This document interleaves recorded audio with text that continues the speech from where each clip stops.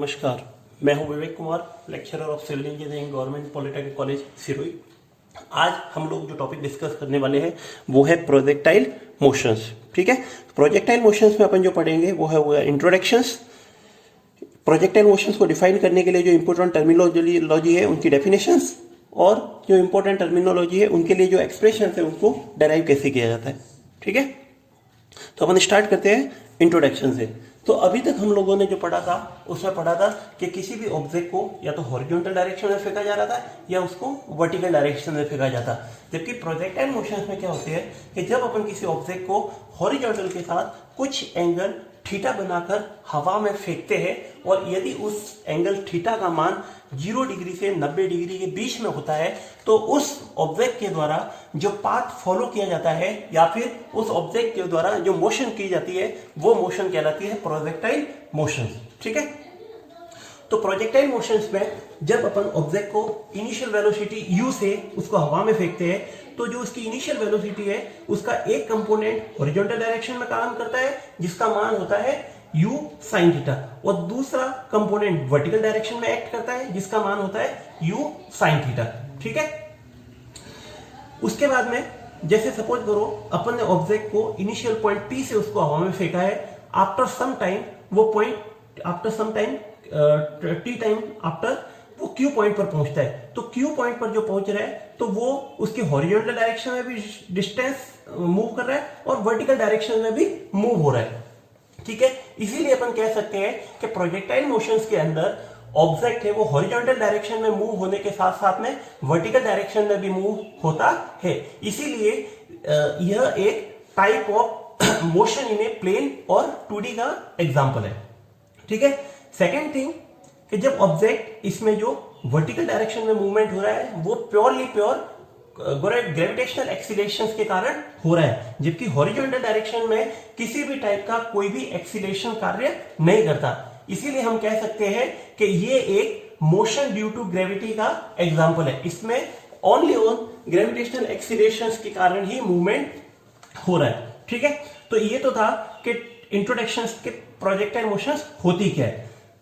उसके बाद में कि जो प्रोजेक्टाइल मोशंस हो रही है उसमें अपन ऑब्जेक्ट की जो मोशन है उसको हॉरिजॉन्टल डायरेक्शन में भी कंसीडर करेंगे, साथ ही साथ में उसको वर्टिकल डायरेक्शन में भी कंसीडर करेंगे।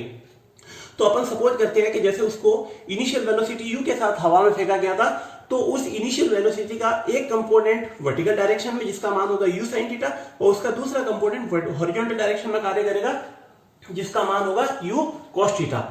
सेकेंड है एक्सीलरेशन, जो काम करता है वर्टिकल डायरेक्शन में ऑब्जेक्ट को ऊपर की तरफ फेंका गया है, इसीलिए वहां पर -g यानी कि gravitational acceleration at the time of throw के टाइम -g यूज करेंगे। और जो हॉरिजॉन्टल डायरेक्शन में जो एक्सीलरेशन है उसका मान होता है 0। हॉरिजॉन्टल डायरेक्शन में किसी भी टाइप का कोई एक्सीलरेशन कार्य नहीं करता। इनसे अपन आफ्टर सम टाइम किसी भी पॉइंट पर वेलोसिटी को फाइंड आउट कर सकते हैं। तो वेलोसिटी एट पॉइंट Q, तो जो गति की पहली समीकरण है v बराबर u प्लस at में अपन जो पुट करेंगे ये वाले डेटा पुट करेंगे तो उससे वेलोसिटी आएगी u sin theta minus gt, और जो हॉरिजॉन्टल डायरेक्शन में जो वेलोसिटी मिलेगी वो होगा u cos थीटा, क्योंकि यहाँ पर एक्सीलरेशन का मान 0 है।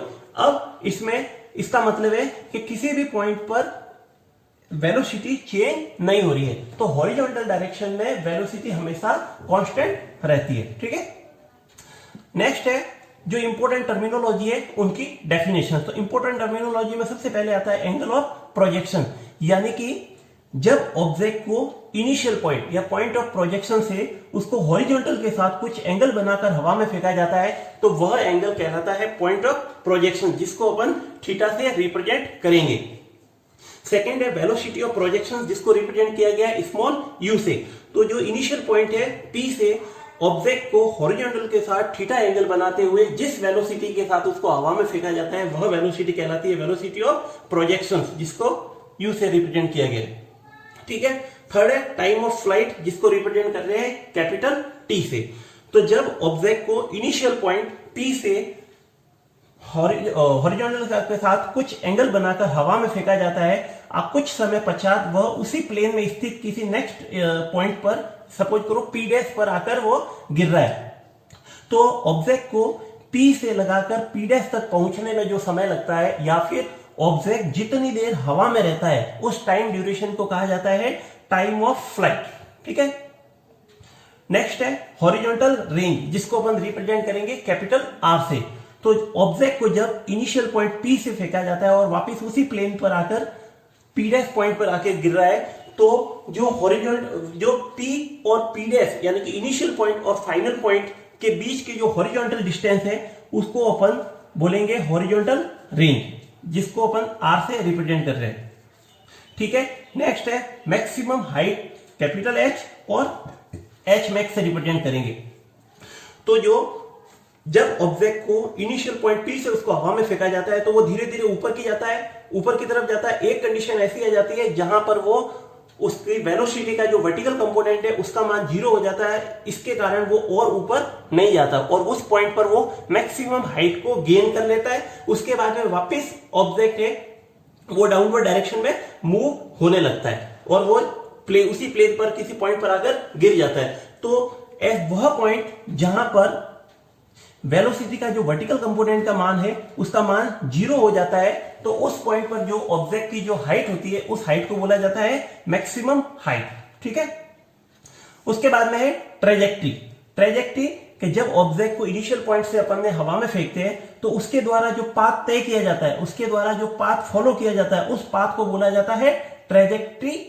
ठीक है, तो ये तो था इंपॉर्टेंट टर्मिनोलॉजी। उसके बाद में अपन पढ़ेंगे कि जो इंपॉर्टेंट टर्मिनोलॉजी है जैसे horizontal range, maximum Heights and time of flight और इक्वेशन ऑफ ट्रेजेक्ट्री, इनके लिए जो डेरिवेशन है वो अपन नेक्स्ट क्लास में पढ़ेंगे। Thank you.